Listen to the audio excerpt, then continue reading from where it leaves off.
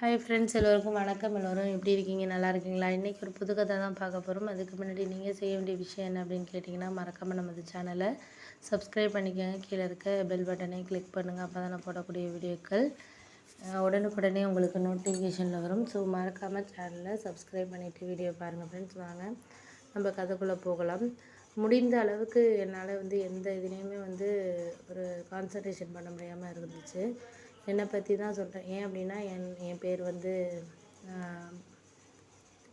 வனஜா. நான் ஒரு தனியார் கம்பெனியில் வேலை பார்த்துக்கிட்டு இருந்தேன். அது ஒரு கார்மெண்ட்ஸுங்கிறதுனால கார்மெண்ட்ஸ் ரொம்ப கஷ்டமாக எனக்கு கார்மெண்ட்ஸ் இருந்ததுனால நான் அது மாதிரி தான் அந்த ஒரு கம்பெனியில் இது பண்ணிக்கிட்டு கஷ்டப்பட்டுட்டு தான் நான் இருந்தேன் அப்படின்னு சொல்லலாம். அதுக்கு அடுத்தது எனக்கு கொஞ்சம் கஷ்டமாக இருந்துச்சு. எந்த இதுலேயுமே நம்மளால் இது பண்ண முடியாத மாதிரியான ஒரு சூழ்நிலை தான் இருந்துச்சு அப்படின்னு சொல்லலாம். ஏன்னா ரொம்ப குடும்ப கஷ்டத்துக்காக தான் நான் இங்கே வேலைக்கு போயிட்டுருந்தேன். அப்போ எங்கள் வீட்டில் ரொம்ப ஒரு கஷ்டமான சூழ்நிலை. அப்படி இருக்கிறதுனால இங்கே ஒரு 10,000 12,000 சம்பளம். அந்த சம்பளத்துக்கு எப்படியாச்சும் போனால் நம்ம குடும்பத்தை காப்பாற்றலாமே, நம்ம அம்மா அப்பா கஷ்டத்தில் இருக்காங்களே அப்படிங்கிறனால 12th முடிச்சுட்டு தான் நான் வேலைக்கு போனேன். காலேஜ் படிக்கிறதுக்கு ஆசைகள் இருந்தாலும் என்னால் குடும்ப சூழ்நிலை நம்மளுக்கு ரொம்ப கஷ்டத்தில் இருக்கிறோம் அப்படிங்கிறப்போ நம்ம போய் தான் ஆகணும் அப்படிங்கிற மாதிரியான ஒரு சூழ்நிலை வரப்போ வேறு வழி தெரியலை எங்களுக்கு. சரி, கண்டிப்பாக போய் தான் ஆகணும் அப்படின்னு சொல்லிட்டு போனேன். ஒரு 3 வருஷத்தில் ஓரளவு எங்கள் குடும்பத்தை ஒரு நல்ல நிலைமைக்கு கொண்டுட்டு வந்தேன் அப்படின்னு சொல்லலாம். ஏன்னா நைட் ஷிஃப்ட்டும் பார்த்து ஓரளவு 2 ஷிஃப்ட்டு பார்க்குறதுனால கொஞ்சம் சம்பளம் அதிகமாக கிடைக்கும். அதெல்லாம் வீட்டு செலவுக்கு. அதுக்கப்புறம் எங்கள் அப்பா அவரும் ஆட்டோ ஓட்டினார். எல்லோரும் சேர்ந்து ஓரளவு காசு சேர்த்து ஓரளவு நல்ல நிலைமைக்கு வந்துட்டோம். ஏன்னா எங்கள் அம்மா கொஞ்சம் மிச்சம் பண்ணுற ஆள். ரொம்ப தாராளமாக தாமதம்லாம் செலவு பண்ண மாட்டாங்க. இவ்வளோதான், இவ்வளோ இன்றைக்கின்னா இதுதான் வாங்குவாங்க. இதுக்கு மேலே ஒன்றும் வாங்க மாட்டாங்க. அவ்வளோதான் அவங்களோட இது. அதுக்கு மேலே வாங்கினாலும் அதை மறுநாள் ஒரு குழம்பு வைக்கிறாங்கன்னா மறுநாளும் அதை வச்சுருவாங்க. நாங்களும் அது என்னன்னு கேட்க மாட்டோம். ஏன்னா நம்ம அம்மாவும் நம்மளுக்கு மிச்சம் பண்ணி தான் இது பண்ணுறாங்கங்கிறது நம்மளுக்கு தெரியுது. அப்படி இருக்கிறப்போ நம்ம அந்த சூழ்நிலையில் நம்ம இருந்து வாழ்க்கையை நடந்து கற்றுக்கணும் அப்படிங்கிற மாதிரி நான் புரிஞ்சுக்கிட்டு அதுக்கப்புறம் தான் நான் ஒரு இது விஷயத்த நம்ம இது பண்ணேன் அப்படின்னு சொல்லலாம். அதனால் 2 3 நாளைக்கு அப்புறம் என்னை பொண்ணு பார்க்குறதுக்காக வந்தாங்க. எனக்கு ஆனால் திருமணத்தில் இப்போ எல்லாம் திருமணம் பண்ணிக்கணும் அப்படிங்கிற ஒரு விருப்பம்லாம் கிடையாது. ஏன் அப்படின்னா நம்ம இப்போ தான் ஒரு கடன் இல்லாமல் ஒரு குடும்பத்தை ஓரளவு நல்ல நிலைமைக்கு கொண்டு வந்திருக்கோம். இப்போ தான் நகை சேர்க்கவே ஆரம்பிச்சிருக்கோம்.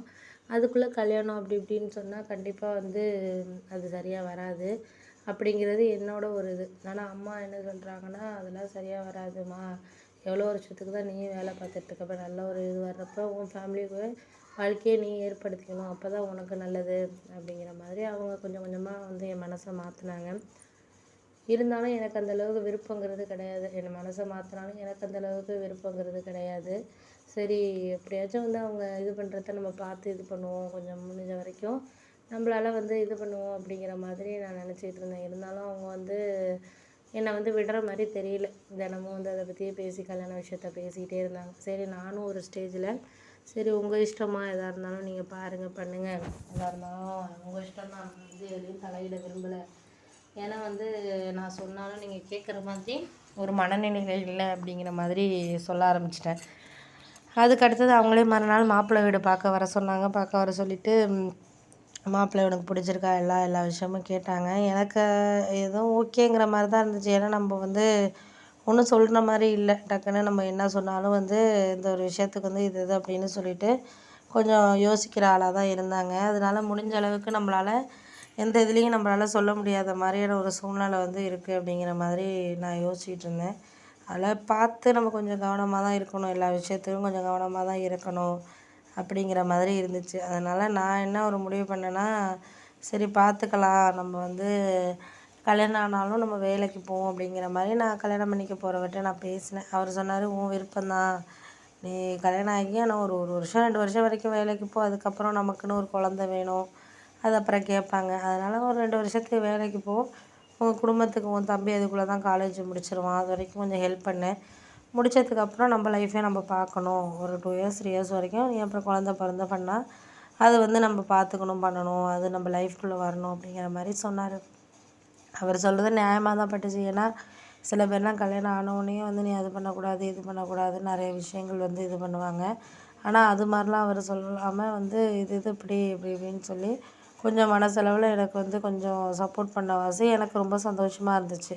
சரி ஓகே நம்ம வீட்டில் வந்து ஏதோ இந்த அளவுக்கு நம்மளை வந்து இது பண்ணுறாங்க அப்படிங்கிற மாதிரி எனக்கு ஓரளவு வந்து சந்தோஷமாக வந்து ஃபீல் பண்ண ஆரம்பித்தேன்.